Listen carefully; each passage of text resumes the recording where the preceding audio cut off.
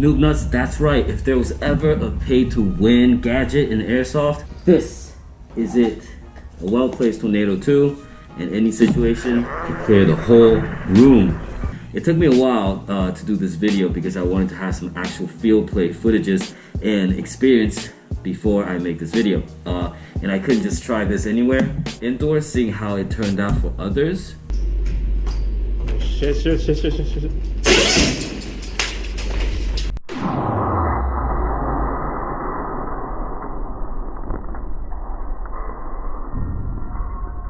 Now, there are plenty of videos talking about Tornado 2, so I won't go into the details, but it's pretty straightforward. So it holds up to 200 BBs, 240 FPS, which is about 72 meters per second, blah, blah. On paper, it sounds great, but I'm gonna share some of my personal experience and thoughts on this thing right here.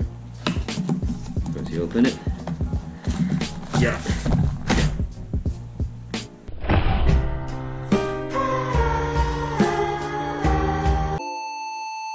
But I've been using this, I've actually been playing with this a couple times, so it's not completely brand new. As you can see, there's some wear and tear on it and some BBs left inside. But what you get inside is this grenade oil, nice patch, manual, 2 pins because you lose these a lot really easily. A sticker, a personalized sticker if you wanted to change the color, I think. I'm not sure. Put your name on it, don't lose it. So, here you go, right there. The thing is pretty sturdy, pretty strong. As you can see in the Airsoft Innovations video, they pretty much beat it up with the bat and it's still fine.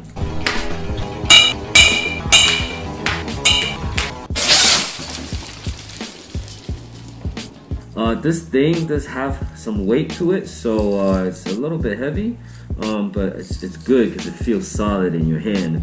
Now, when I was loading, I did notice the hole right here on the edges is quite sharp, and so when you're loading it, when you're shoving the BBs in, it will shave off some pieces of plastic, and that can't be good in the long run, like if the pieces of plastic get stuck inside. So here, the edges where it's sharp, because I think the material is aluminum, so it's actually quite soft, and to keep it from shaving off plastic off the pellets, I took an X-Acto knife and I just basically cut off the edges like this to make it more smooth. I gotta tell you, man, like when I was loading this thing, it takes a long time because after you shove in the BBs for a while, it gets stuck and you have to use your nails and fingers to push that one in and then keep going, and it took me about 3 of these speed loaders to fill this up, and like your fingers just get like arthritis at the end.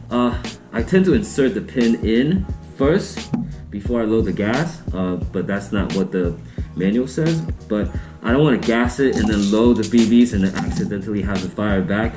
And that's one thing to keep in mind. You don't have this hole pointed at you when you're loading. Just sort of point it away a little bit. And so when you're loading the T2, just remember, like, you load, and after a while, you just gotta tilt it up. Tilting it, you can hear the BBs rolling down. Basically, if you rattle it, it sounds like maracas. Then you know it's not loaded yet. After you finish loading it, there will be some loose BBs that will fall out of here. How it works is, you see this pin. You push this pin in right about here, and then you set the timer, meaning that you turn this, I'll do this, and you will see that the inside there will be some, it will pull up the hydraulic timer. So you pull, you see, I don't know if you can see here, see I keep pushing, the pen is going up, there you go, that's the first timer right here, set. Now in the manual it's basically differentiated by the weather. The 3 settings depending on how cold or how hot where the environment where you're playing is at. Again, that's the second timer, and the third timer will be here, okay? And so basically when you're ready, you pull the pen. Costing around $125, and that's about like around 4K Taiwanese dollars. This thing definitely costs an arm and a leg. I knew I did not want to lose this in the field, so I bought a T1 holster right here. Now as you can see,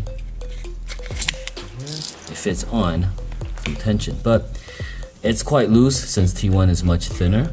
So instead, what I also did was, for the pin, which is often lost, the first thing that's lost, I got this keychain just from like a stationery store, right? Now this part right here, I can put on the molly. And this part, I just put it over the ring on the pin.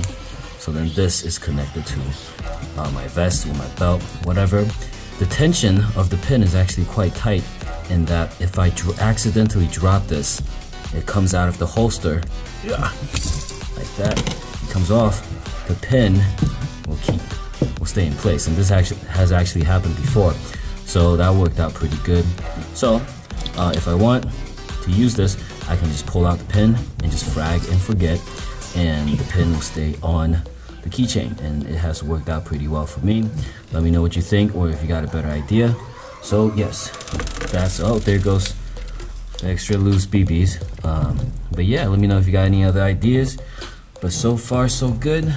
One thing though, you do not want to toss this overhand. You want to throw the grenade underhand, because you could really knock somebody unconscious with this thing. It's pretty heavy and it's pretty hard. Yes, with 240 FPS or 72 MPS, this thing stings. But to make sure, I tested it on myself. Mill some guys.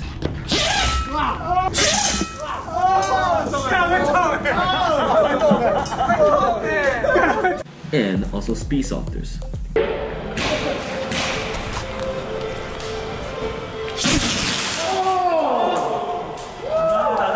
The verdict is in. Let's find out.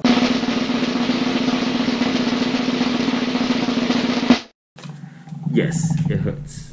So the T2 definitely has the shock factor. The sound it makes is quite intimidating, and it has the potential to increase your KD ratio 5-folds in the right place at the right time.